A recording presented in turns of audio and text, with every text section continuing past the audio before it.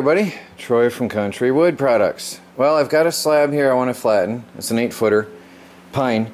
I had a bit of wobble, so I flipped it over. I found out where I could stabilize the wobble. I should have done that in a video, but I jammed a piece of wood in, and then I checked it to make sure it was stabilized. I marked it with a marker, flipped it over, and hot glued that piece on. So now, when I turn this back over, I'll do that in a minute here. Let me set up the camera on the tripod. When I flip this back over, the wood should not wobble on the table. So, now I've got to clean off any pieces of junk that got underneath, so I want to make sure there's nothing on here on the table. I need it flat. Now the idea is I can only go up to here with this board to start out, so it's going to hang off the back. So I had to stop the wobble far enough in so I can still push this forward. There's no wobble now. Now I can push this up to there, that's where it's going to start. No wobble. Oh, there's a tiny bit. I might have to support this a little bit here for the start. There's a tiny bit of wobble on that top end, but not here. So here, alright, I can temporarily brace that, because what's going to happen, I'm going to run that down to here, then I'm going to shove the wood through to finish the work, and it has to remain stable. It's going to work. So I've got it in the right spot. Okay, I'm going to finish shimming that end up and we'll get to work. Alright, everything's set up.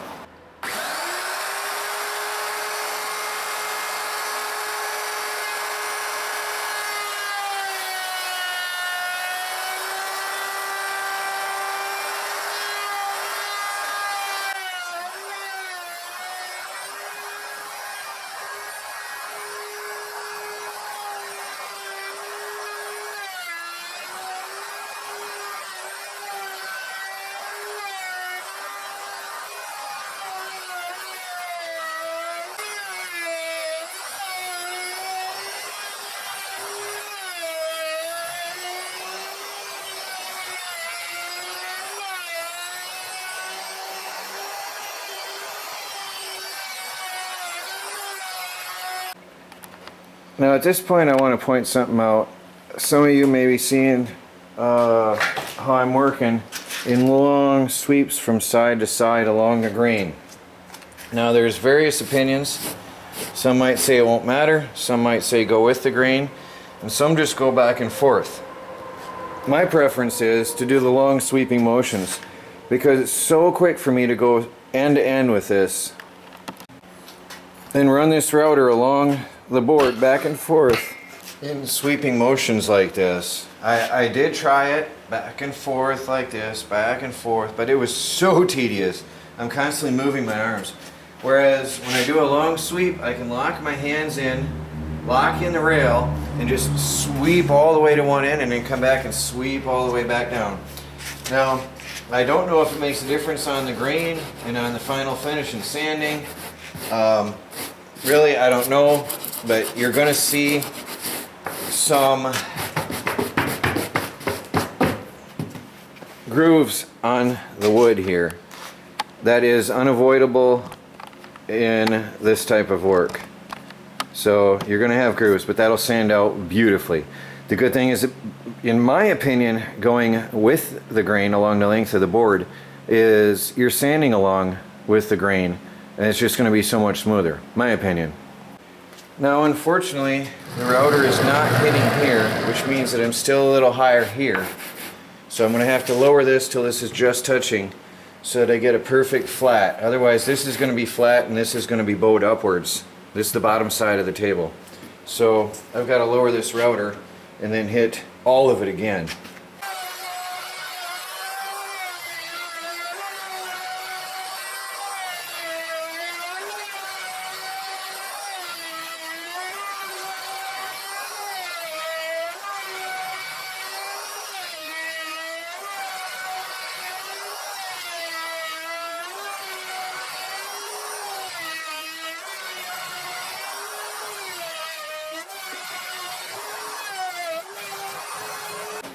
Okay, now I've done up to here. I don't know if you can see me in the camera. Yes, I'm done up to here.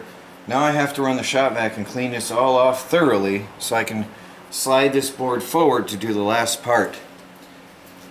So I got my trusty shop vac here, and I've got to clean this up. There can't be a speck of dirt on here, or sawdust or whatever, because when I slide this board forward I can't have anything throw this off being flat.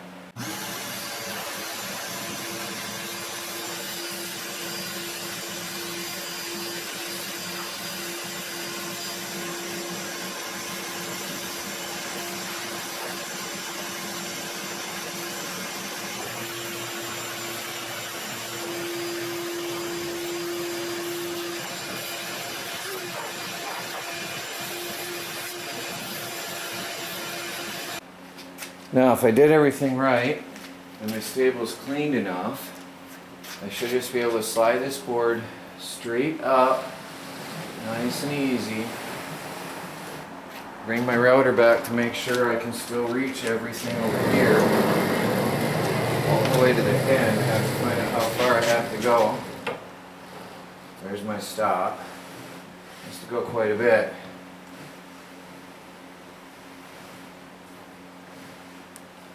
Okay, now, have to make sure there's no wobble.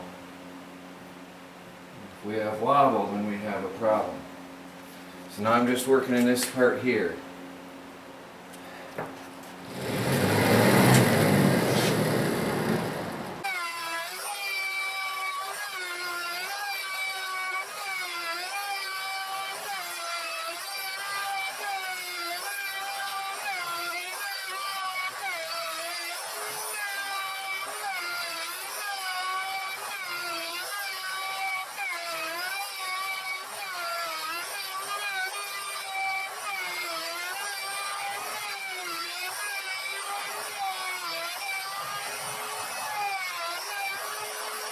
Now I have to pull this back and flip it over,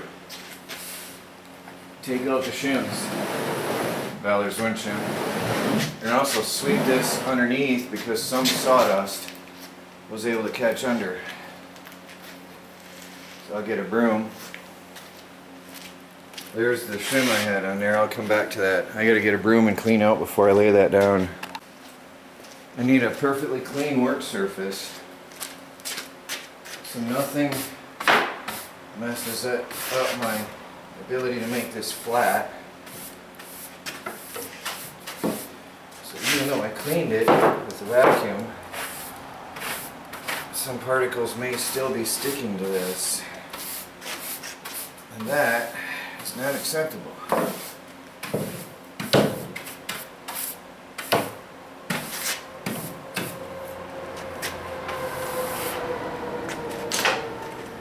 I can lay this down.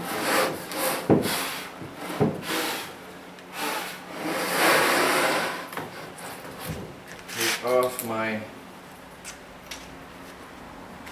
little bit of glue, the hot glue. And now I have a flat surface to work on, and I can do the next side. Alright guys, well there's a flat board.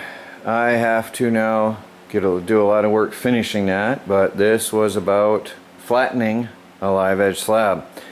I will probably have another video doing the cleaning up the live edge slab.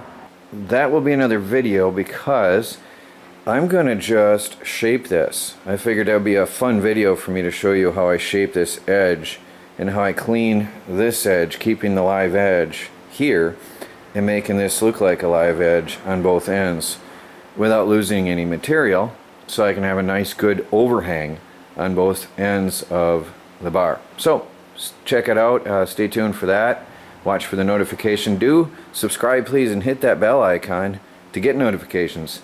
Talk to you all later.